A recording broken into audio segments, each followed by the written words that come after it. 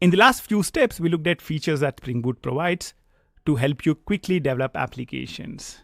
Starting this step, let's look at some of the important features that Spring Boot provides to help you create a production-ready application easily. The first feature that we'll be looking at is managing application configuration using profiles.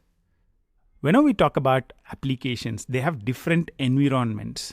You have a development environment, a QA environment, a stage environment, a production environment. And different environments need different configuration for the same application. For the same code, you'd want to have different configuration in different environments.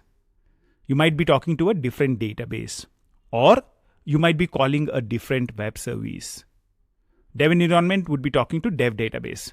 Test environment would be talking to test database. Production environment would be talking to production database. That's the concept of profiles. Profiles enable you to provide environment-specific configuration.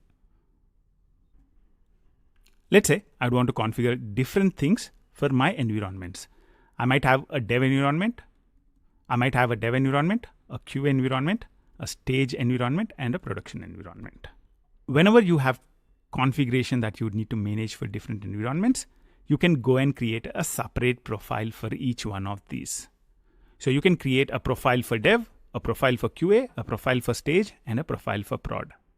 And you can create separate configuration for each of these environments. How do we do that? Let's keep things simple. I'll just say I have two environments, dev environment and the production environment. Right now, we have application.properties.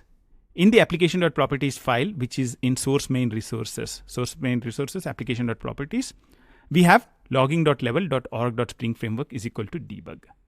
So this is printing information at debug level. However, let's say in my dev environment, what I would want to do is I don't want to print it at debug level, but I would want to print it at trace level. So trace is even lower, so it will print even more log. And let's say in the prod environment, in the prod profile, I'd want to configure it at info level. I don't want to log everything. I only want to log only the important information. How can I do that? That's what profiles enable you to do. So what I can do in here is go to application.properties, copy paste it. Let's save all the changes. And I'll call this application-dev. It's very, very important to note. It's application-dev.properties. And in dev, which logging level do we want to use? We want to use trace. So I'll put trace logging level in here. And I'll also copy this file and paste it again. And I'll create a file called application prod.properties. In prod, what is the logging level we would want? I would say info. So we have application-dev with trace, application-prod with info. And we have application.properties where we have debug. Right now, by default, this application is not making use of any profiles at all. When you're not making use of any profiles, the application makes use of the default properties which are configured in application.properties. Therefore, you would see debug log and all levels which are below debug log, which includes info. Now let's say I go in here and I would want to configure a profile of production. The way I can do that is by saying spring.profiles.active is equal to prod. So if I configure a specific profile, the values from the default configuration, which is present in application.properties, and the values from application-prod are merged together. Whatever is configured in application-prod, that specific profile has higher priority. So over here, we are saying logging.level.org.spring-framework is equal to info. And the same logging level in here is debug. So the value in the profile application-prod.properties has higher priority. So you would see that that gets higher priority and only info log would be printed now. So if you look at the last few things which are printed in here, you would see that only info is printed in here. Now let's say this is the development environment. If I'm deploying this to development environment, I can configure the active profile to dev. I will remove the log which is present in here and save it.